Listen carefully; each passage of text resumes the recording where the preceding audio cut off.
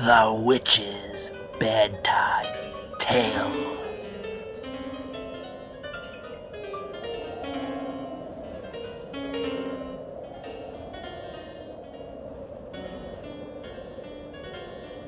The fascination of the eerie, weird, blood-chilling tales told by old Nancy, Witch of Salem, and Satan, her wise black cat. They are waiting for you now.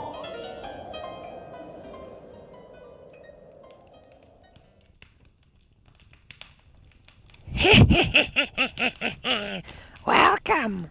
Meow. It's my birthday today. 136 I be today, if memory serves me correctly.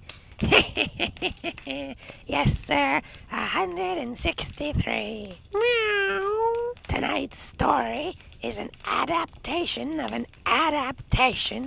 a classic vampire tale. That just means somebody's rewritten the story to fit into the time we have to tell it, and maybe modernize it a little.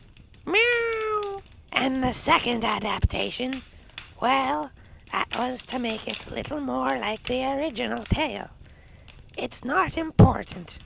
What is important is for our listeners to turn their lights down low and pull up to the fire.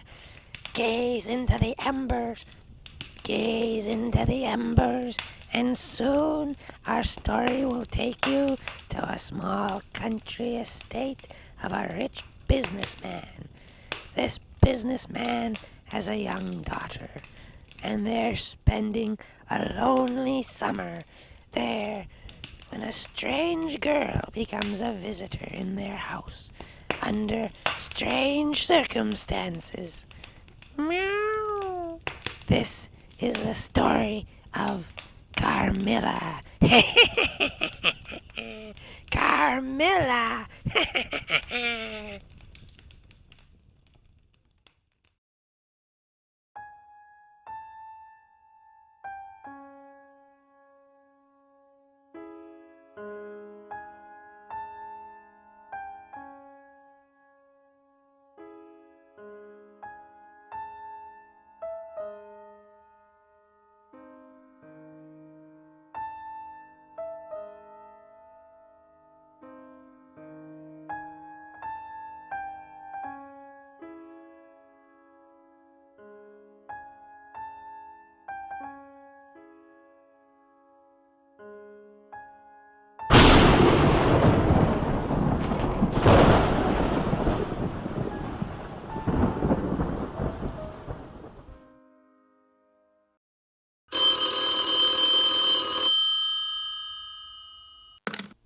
Dr. Witherspoon speaking.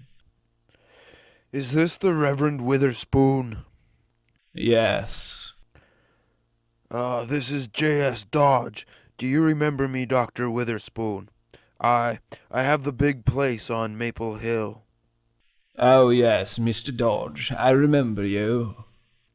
I'm in trouble, Dr. Witherspoon. Can you come over to my house at once? Why, of course. Thank you. It's a matter of life and death.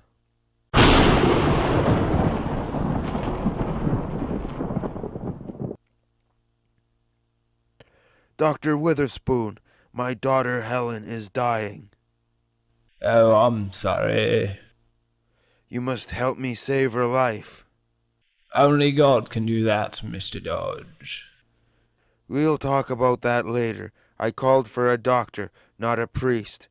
Come, she's in her bedroom here. Who's there? It's I, Mrs. Rudd, with Dr. Witherspoon. Yes, sir. Helen? Hmm? Helen, it's Papa. Is Carmilla with you? Here's the doctor, Helen. You remember Dr. Witherspoon. I want Carmilla. Why don't they send Carmilla to me? What have you done to her? There. Lie down. Bring her back. Bring her back. You best go out of the room, sir. It makes her... Go find Carmilla. Find her. Bring her back. She's been like that for hours, Dr. Witherspoon. Can't the doctors do anything? Oh, the doctors are fools. Mr. Dodge, who's this person your daughter keeps calling for? This, Carmilla. I'll tell you everything in a moment, but first, Dr. Witherspoon, there's something I must check. You are an antiquarian, aren't you? Yes, in a small way. I've written some pamphlets for the New England Historical Society on Old Puritan. That's all I wanted to know.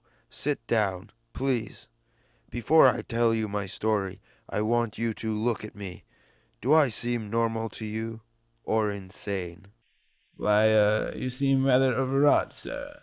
But I would say quite sane. Then perhaps you will believe me. My story, I think, begins 2 months ago on a warm night in June, when I heard this car skid, followed by a terrific crash.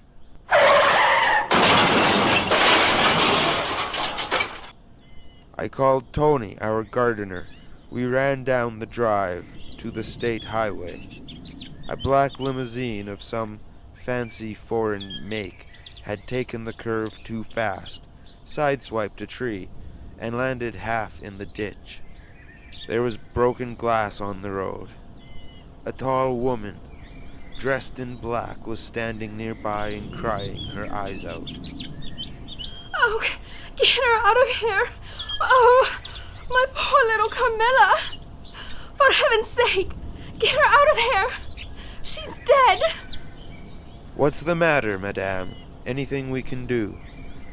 Oh, I don't know. She's in there. Who's in there? My daughter, Carmilla. Oh, we hit something. I can't get the back door open. Well, maybe we can open it. Here, Tony, give a hand. Yes, Mr. Dodge. Okay, now, pull. Why, it opens quite easily. Oh, does it? Oh, get her out quickly, please. Here she is, on the floor. Okay, Tony, now, take it easy. Yes, Mr. Dodge. All right there. Give me that other auto blanket there. All right. We'll lay it on the grass over here. Is she dead? No, just seems to have fainted. She'll be all right. Run up to the house, Tony. Get some water. Yes, Mr. Dodge. Oh, I was in such a hurry. I have to get to Canada by tomorrow morning. Canada? Why? That's a good 700 miles. I know, but I've got to be there. She's opening her eyes. Carmilla, speak to Mama. Are you all right? Mama? Where am I? Tony came back with the water, and Helen. She's always been a great one to help people, and, well, she fussed over the girl. Gave her water, spoke nicely to her, and it wasn't any time at all before the kid was up and on her feet again. When what does the mother do but ask me a funny question? You wouldn't happen to know of a good hotel anywhere around this neighborhood, would you? Hotel? Let's see. I don't want it for myself. I want it for Carmilla. You mean you're not taking her with you to Canada? Oh, I don't see how I can. I've got to get there by tomorrow morning at the very latest, and she's certainly in no condition to travel. Papa, why can't she stay with us?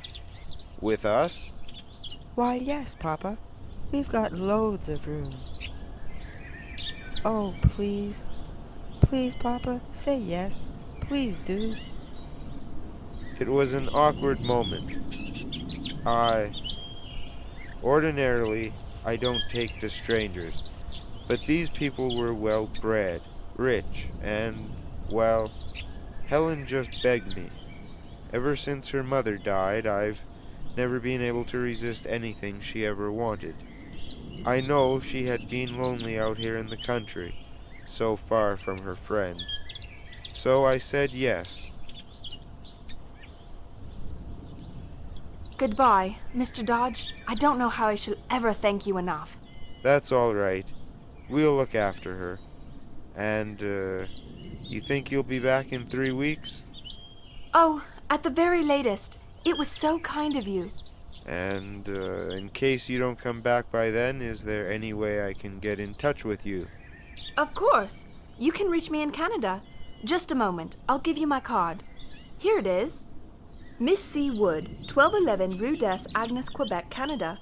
I haven't got the telephone number with me, but the long-distance operator will give it to you. Well, thanks. Thanks a lot. Goodbye and lots of luck. Goodbye. Goodbye, Carmilla, darling. Goodbye, Mama. Bye.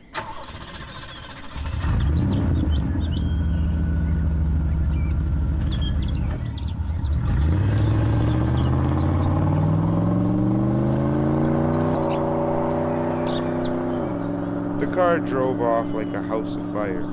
Seemed to scare even the dogs. We heard one howling far down the road long after it went by. I don't know why, but I felt depressed. But Helen was as happy as a lark about the whole thing. I'd never realized before how lonely she must have been all by herself until I saw how she acted with Carmilla.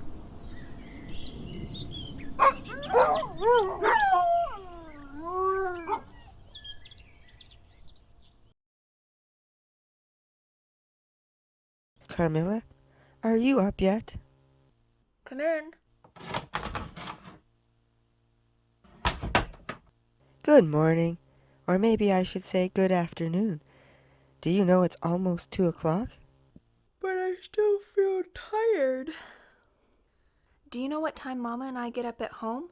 5 o'clock in the afternoon. Oh, Carmilla. That's a real time to get up, when the light is all soft and golden, and the sky is pale blue, like a painting by Mueller. And the birds are going to sleep. Oh, but you miss everything if you get up that late. Oh, no, you don't. I think you will find much happens in the night. Well, come on now. I've got a million things to show you. The house and the pool and the garden. Look, Carmilla. Isn't this an adorable summer house? My mother used to like to sit here, too, just before she died. Death?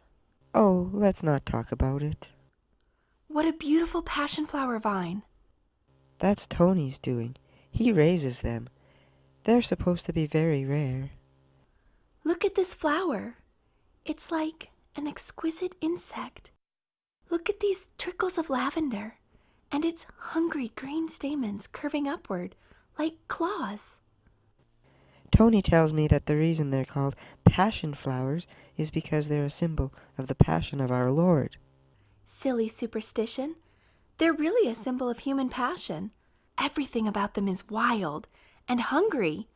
Do you know what my favorite flower is? What? The night-blooming cereus. I've never seen it.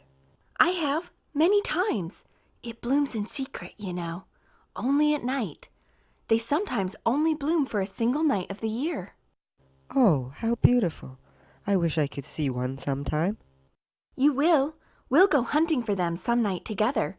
Soon. Like you, Helen, they're such a beautiful sight to behold that one could not forget it once they had laid eyes on it, even if only in a dream.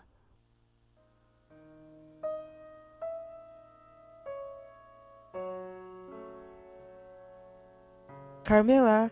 Carmilla! Oh, it's you. Yes. You didn't tell me you played. What a strange piece that is. What's it called? Long years. Long years? What an odd name, and yet it's somehow appropriate. It's my favorite piece. What does it remind you of? I don't know. It reminds me of moonlight and a very old stone fountain. It's cool there. It's silvery. It's like the moonlight turned into silver water. I can feel it all over my body. Does the music make you feel that way too? A little. Yes, I can almost see it. The fountain in the moonlight. When you describe it, Carmilla. Come here, my sweet Helen. Sit beside me. Carmilla, why have you stopped playing? You, my dear friend, I have to admire your beauty. Give me your hand. Your skin is so soft. Your hand so warm. I could stare into your eyes for hours. Carmilla, I don't know what to say. You act though you're in love with me at times. I do love you. You are mine. You shall be mine. You and I are one forever.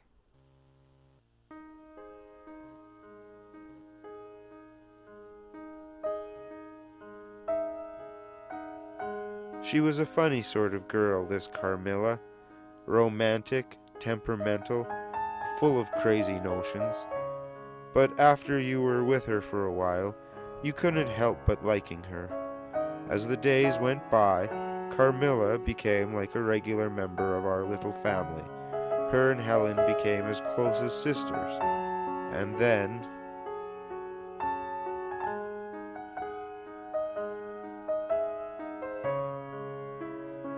Well, girls, looks like you'll have to give up some of your gallivanting for a while.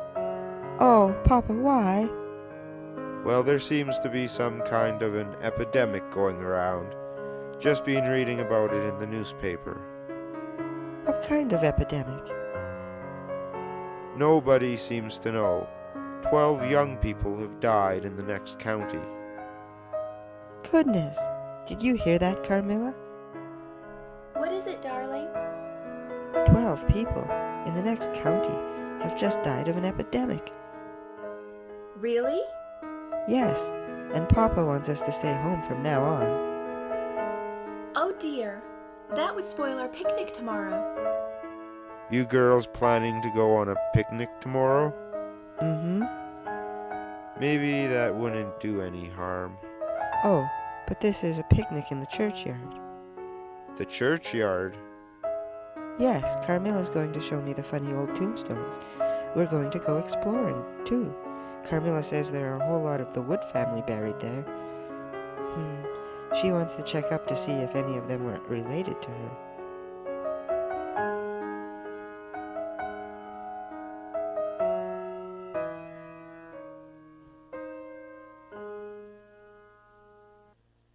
I kept a sharp eye on them from that night on.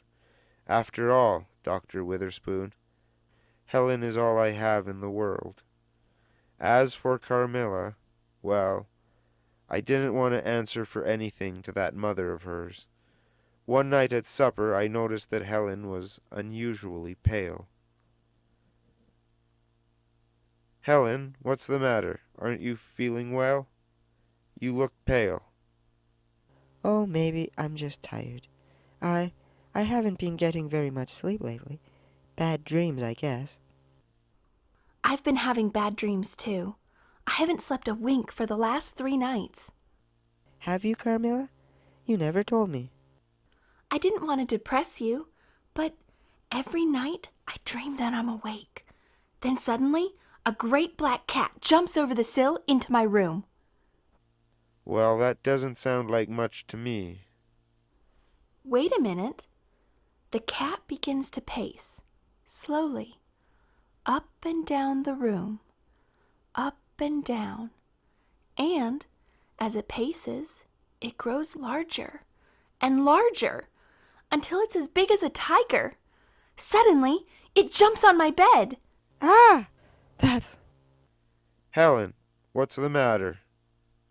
Well, nothing. I've been dreaming the very same thing myself. Except the black cat seems to turn into a wolf. A horrible, mangy wolf with long, black, pointed fangs. Mr. Dodge, did you ever hear of such a thing? No, it's funny. I don't like the sounds of it at all. No, not at all.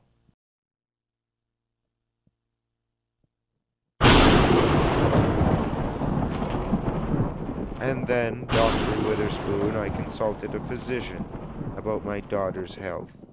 He said she was only a little anemic. At first I believed him.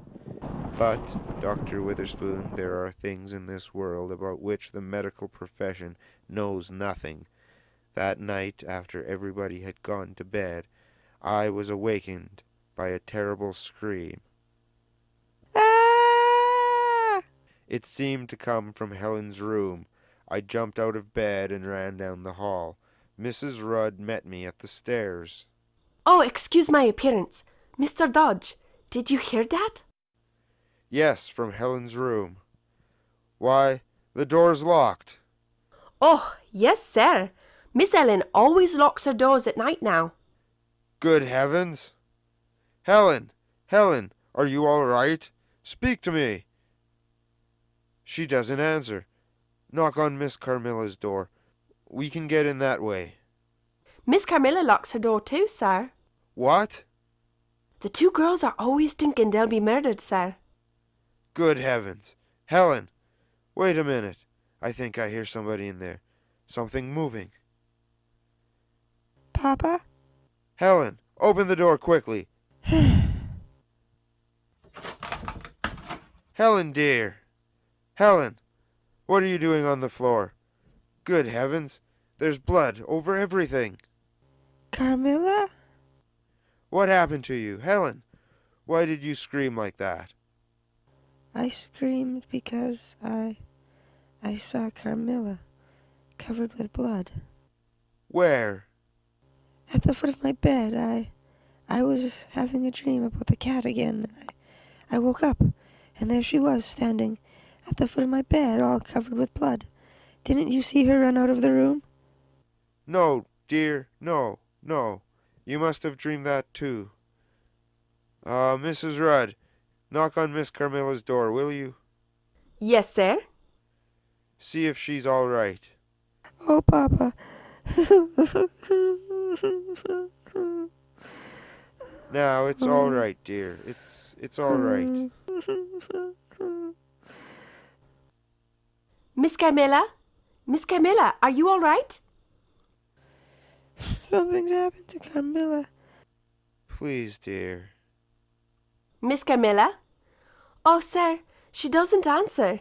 Shall I run downstairs and get my passkey? All right, Mrs. Rudd, and hurry. Something's happened to Carmilla. Now, take it easy, dear. We'll see about Carmilla in a minute. Now tell me, Helen, where did all this blood come from? I don't know. Perhaps from Carmilla. Her housecoat was soaked with it. All I know is she's in... Please, Helen, now get hold of yourself, my dear. Stop crying now. You say Carmilla was covered in blood? Yes. Oh, but look, dear, you must have been dreaming. There's no blood on the floor at all. I tell you, I saw her, Papa. The only blood in this room is on your pillow and your nightdress. I've got the key, sir. But first, Tony wants to speak to you. Tony? Yes, sir. He says he's just seen Miss Carmilla. Good heavens. Please, Mr. Dodge. I just seen Miss Carmilla 5-10 minutes ago walking in the garden.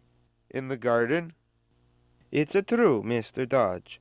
I swear it. Miss Carmilla, she walk like that in the garden many times, late at night. We searched for Carmilla all night long. There was no trace of her. Her bed had not been slept in. All the doors leading into her room were locked. The one window looking out over the garden was open, but the drop to the ground below was a good 25 feet.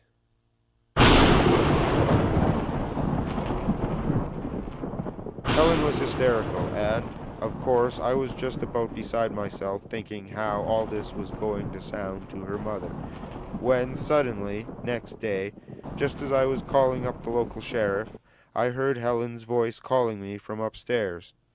Papa, come here. Papa, come up here. Carmilla's back. Carmilla's back. I ran up, and sure enough, there was Carmilla, as fresh as a daisy, sitting on the edge of Helen's bed. Oh, Mr. Dodge, what on earth is all this fuss about?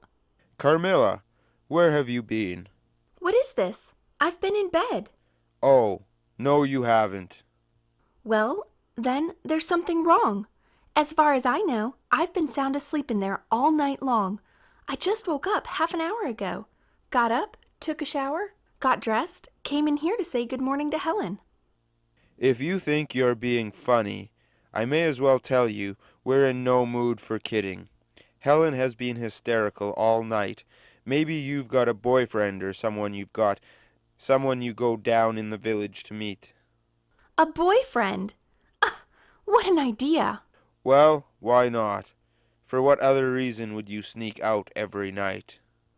Every night? Who says I sneak out every night? Tony, the gardener. He says he's seen you plenty of times in the garden or walking down the driveway. And, not only that, he told me another thing. He's seen you sneaking back into the house, in the morning, too. It's a lie! Papa, I don't want to hurt you, Carmilla, but be frank with me. Otherwise, I'll have to take some kind of action. Papa, please. I can't have any guest of mine sneaking and prowling around the house at all hours of the night, Helen. Where did that blood on your dress come from last night? How did Carmilla get out of her room? She hasn't explained one word of this to us. If she won't, why, there's nothing more to do but wire her mother. Oh, no. I swear to you, Mr. Dodge, I have nothing to tell. Perhaps you were dreaming. Perhaps you were all dreaming. Even Tony. I have it. I have the solution. What is it? I'll bet I've been walking in my sleep. Well, of all things, why didn't we think of that? I haven't done it since I was a child, but it used to be a great habit with me. They used to say I had an uncanny sense of places. I could find my way through locked doors. Oh, of course. See, Papa, how simple.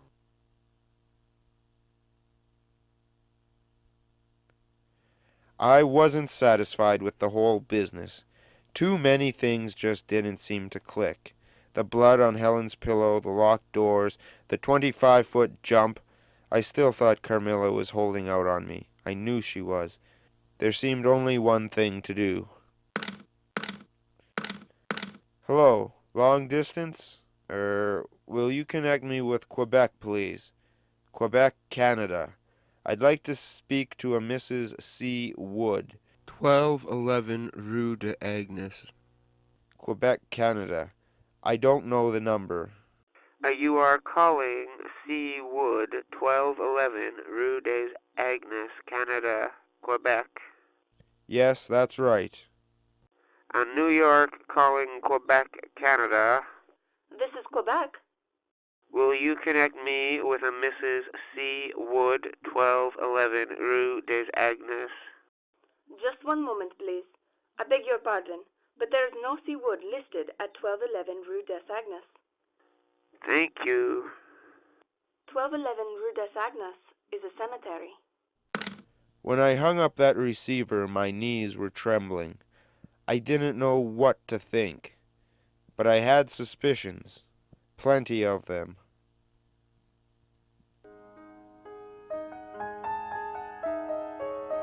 I walked into the living room. It was late afternoon. Carmilla was playing the piano. Carmilla? Oh, Carmilla, when did you last hear from your mother? Mama? Let's see. Today is Friday, Thursday, Wednesday. Tell me the truth. You haven't heard from her at all. I guess not. Isn't that rather strange? Not particularly. Mama's always been lazy about writing. She's like me. But you were ill when she left. Wouldn't she want to know whether you had recovered? Oh, she knows I'm all right. Helen and I sent her a telegram. To what address? 1211 Rue des Agnes, Quebec, Canada. It hasn't been returned? Of course not. That's Mama's permanent address. Carmilla, you're lying to me. 1211 Rue des Angers is a cemetery. Cemetery? Yes, don't pretend you know nothing about it, because you do. You and your mother are a fine team, all right. A fine team. I don't know what you're talking about. Thought you could fool me with that phony accident, didn't you? Thought you could worm my business secrets out of me by striking up a friendship with Helen. Well, it was a smart idea, but it didn't work out, see? I've never heard of anything like this in my life. Oh, you haven't, eh? Mr. Dodge, if you think I came here after your money, you're vastly mistaken. Then explain what you were doing prowling around the house last night. I've already told you. I was walking in my sleep. What were you doing in my daughter's room? I wasn't in her room. She was dreaming. What were those bloodstains on her dress? I know nothing of bloodstains. I tell you. I haven't the faintest idea. I have a good mind to turn you over to the police, young lady, but I won't, for Helen's sake, provided you leave this house at once. Mrs. Rudd? But where shall I go? I know no one. I haven't any money. Yes, sir. Start packing Miss Carmilla's things at once. Yes, sir. Oh, be careful. She's got the letter opener in her hand. You! You little fool. Queered yourself that time. Papa, what's happened? Who screamed like that? Oh, Helen! Helen, darling! Your father's going to send me away. Papa, what for? Oh, Papa, how could you be so unkind? Why, Carmilla's my dearest friend. He says I've lied to both of you, that I came here to spy on you and rob you. Papa, how could you ever think such a thing? I'm sorry, Helen, but this is my affair. You and I have every good reason to think that Carmilla is not a real friend. But she's done nothing. I feel so weak. Helen? Helen? She's fainted. I carried Helen upstairs and called Dr. Bradley. He worked over her for 2 hours, but he couldn't even bring her back to her senses. She lay all that afternoon and evening in a deep coma. She didn't move, scarcely seemed to breathe.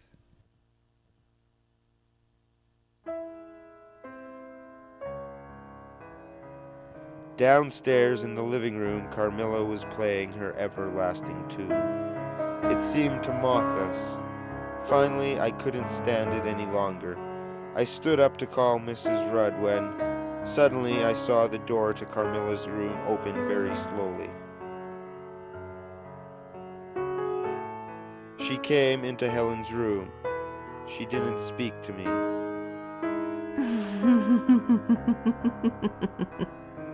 I heard her laugh. Carmilla? Oh? Good evening, Mr. Dodge. Surprised to see me? I thought you were playing the piano. I am. You thought you could keep me out of here, didn't you? You thought Helen would let me be sent away. Do you think walls or doors' locks would keep me away from Helen? No, Mr. Dodge. She's mine. Do you hear that? Mine. Oh, see how beautifully she sleeps? She's happy now. Do you know what she's dreaming of, Mr. Dodge? I do. She's dreaming about a fountain, an old stone fountain in the moonlight, and a flower blooming in the light. Get out of here! But soon she'll dream of a cat, a great black cat, who jumps over her windowsill. Keep away from that bed.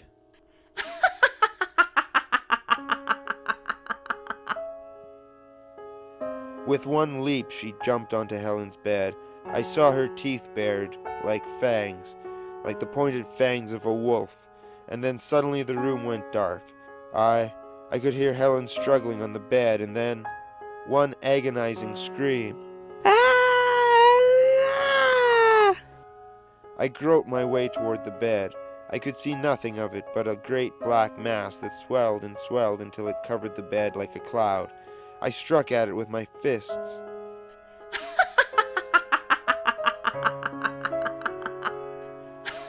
But I could only hear Carmilla laughing at me.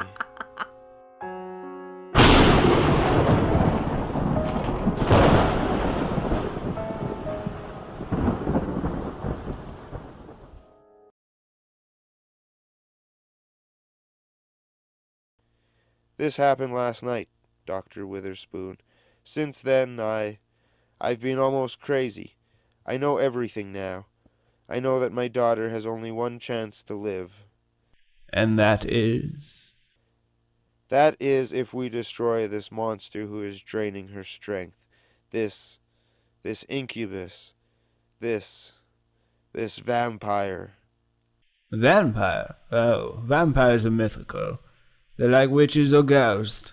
Mr. Dodge, you're sure that all of this hasn't been brought upon somewhat by your own state of mind? My own state of mind? Good heavens. What are you insinuating, Dr. Witherspoon? Your daughter's dreadful illness. The shock, perhaps. Dr. Witherspoon, I have called you in to help me. I have given you all the evidence. There is no time to waste. Now tell me, from your antiquarian studies of the old Puritan families, what do you know about a family named Wood? Wood? I have an old portrait here my daughter picked up at a village auction just before the epidemic. It's supposed to be a picture of one of the Wood family, a Mercalla Wood. Helen had bought it because she thought the image looked like that of Carmilla. Here it is. Oh, yes, 19th century. Most attractive. Who is this Mercalla Wood? Do you know anything about her? She was blamed for the murder of several young people, mostly girls in the area. An angry mob killed her when the local officials refused to. A child murderer? Dr. Witherspoon, take me to her grave.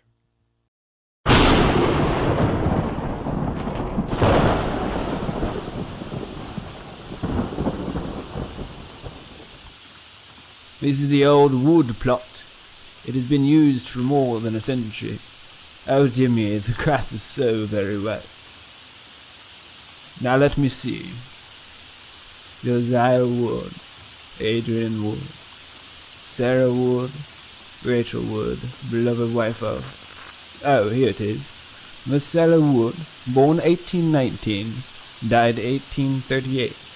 There's an epitaph here, too, but I can't read it. It's Carmilla.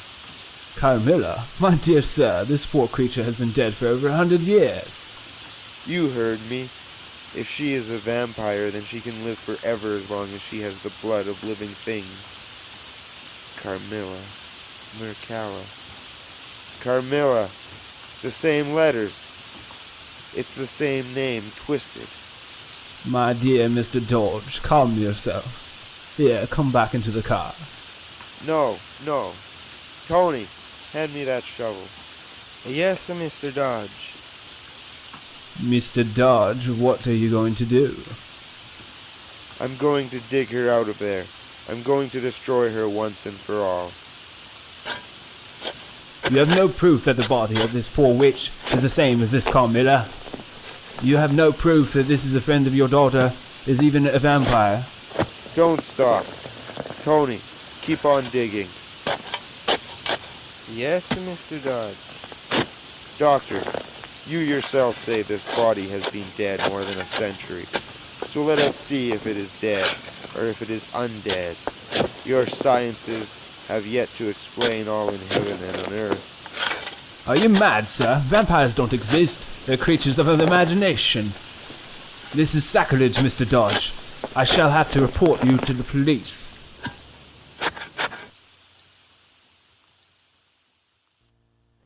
I struck a coffin, Mr. Dodge. Thank heaven. It's getting dark. It'll be night in a few minutes. Here, give me that rope. Where are you going, Mr. Dodge? Into the grave. Have to haul it up out of the hole. That rope's not strong enough for Mr. Dodge. I'm afraid she'd a break. Then I'll smash in the lid down there. Hand me the hammer and the stake. All right, sir.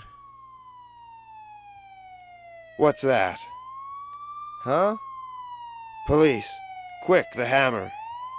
Yes, sir. Curse the witch. Tougher than I thought. Here, come down here, Tony. All right, Mr. Dodge. Take a shovel and beat in that end while I smash open this one. Stop that in the name of the law. What do you two fellas think you're doing around here? Please, Sheriff, I can explain everything. Just give me 1 minute more. Get down there, men. Take that hammer and shovel away from them. No, you... Ow, my arm! Grave robbing, eh? You don't know what you're doing. You don't know what you're doing anyway. That's what Dr. Witherspoon says. Okay, boys, take him back to the courthouse. This is a matter of life or death. I warn you, there's a vampire lying in that coffin. A vampire! Listen to him, boys. Do you want to know who's been causing all those deaths in the village? That body lying there. It's been killing all those people, one by one, living on their blood. Oh, he's cracked in the head. Let me open the lid. I'll prove it to you. You see that tombstone? It says Mercalla Wood. Died 1838. Died 1838. 200 years ago. That coffin should contain a handful of dust. I'll show you that it contains a body as fresh as any of us. A young girl with red hair. Take him to the courthouse, boys. We ain't got no more time to waste. For the last time, Sheriff, before it's too late. Listen, do you hear it? That's it. She's coming to. Herself. Out of the coffin here. Stop her. Stop her before it's too late. Give me that stake. The stake. I don't hear nothing. Come on.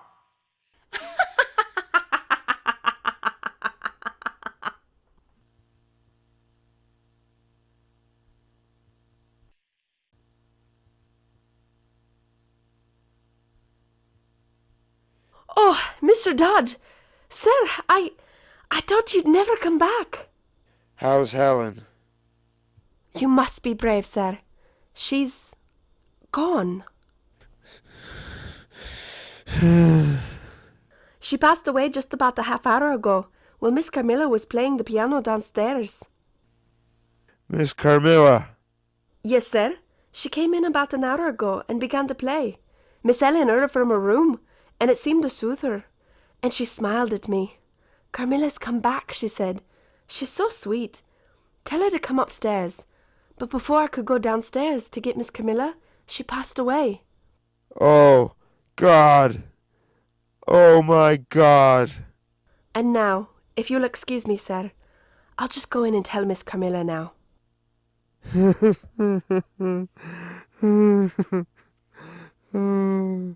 Someone ought to tell her before very long. She loves Miss Helen so much.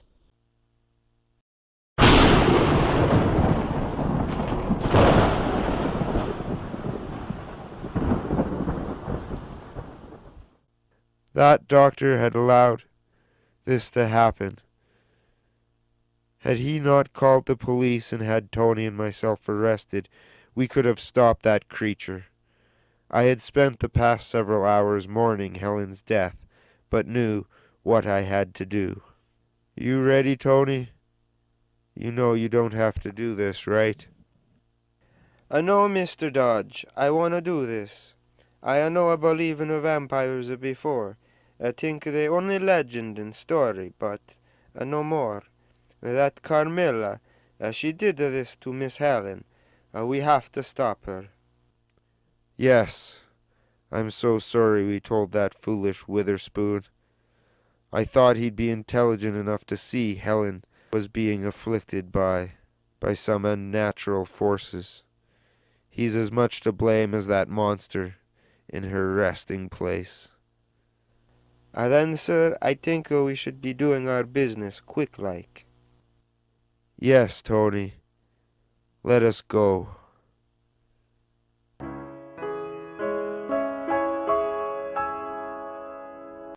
We are lucky. The police no fella in the grave yet. I guess they wait till morning. Now, Dr. Witherspoon, you will see how wrong you were to stop us. You will see that you're just as responsible for Helen's death as this monster. Let me remove that gag. But you know what happens if you make a fuss. If he makes too much noise, I'll be happy to clock him with the shovel. Just to give me a reason, Doctor. You're both mad. The police should have never released you. Your daughter's death cursed you to have a mental breakdown. In just a few minutes, you will see how much of a mental breakdown I've had. Watch him, Tony. I'm opening that casket. Kidnapping me at gunpoint, binding my hands, and bringing me out here. You're both going to have a lot to answer for. You shut up your mouth, you smart doctor. Just a look and see. There. The morning light is up. Let me lift this lid and show you what lies beneath. Good Lord! There is your rotted corpse, Doctor. There is Carmilla, fresh and undead, her coffin half filled with the fresh blood of her victims. Of my Helen. Here is a wooden stake. Hammer it through her heart. This is for Helen, you bitch. Die, creature of hell.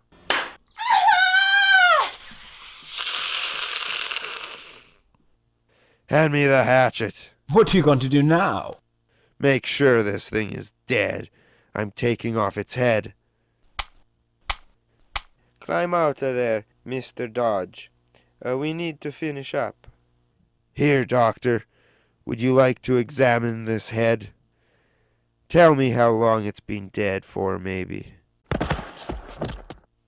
You've quite proven yourself. I was wrong. And because of it, my daughter is dead. Dead because you wouldn't listen to me. I'm sorry, Mr. Dodge. You can't blame me. It all sounded absurd. Any rational man would have done what I did. Well, I think Tony is rational. Are you rational, Tony? Yeah, Mr. Dodge. I like to think I'm pretty rational. So tell me, what would be rational thing to do next? We fill this hole back in with dirt and go home and plan Miss Helen's funeral. That's a big hole. Maybe the doctor could help us fill it in. Yes, of course I would help you shovel. Untie my hands and... No, Doctor. Are you gonna fill in the hole? What? No, put the shovel down! There. You help fill that hole in pretty good, Doctor. Still guess we need to get this dirt back in there.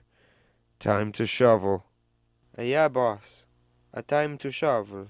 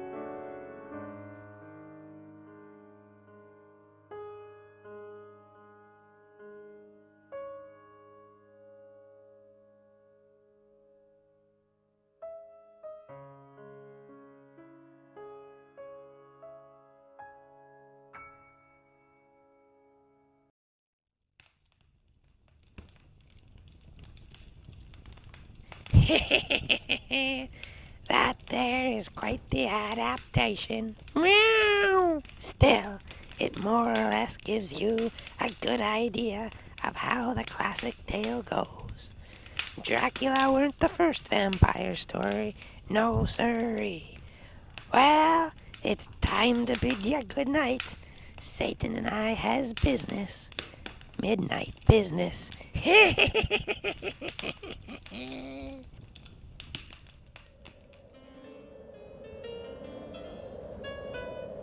Tonight's story, Carmilla, written by Joseph Sheridan LaFanu.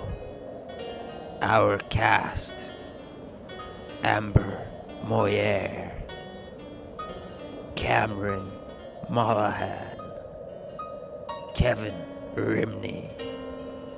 The Witch's Bedtime Tale is copyright 2017.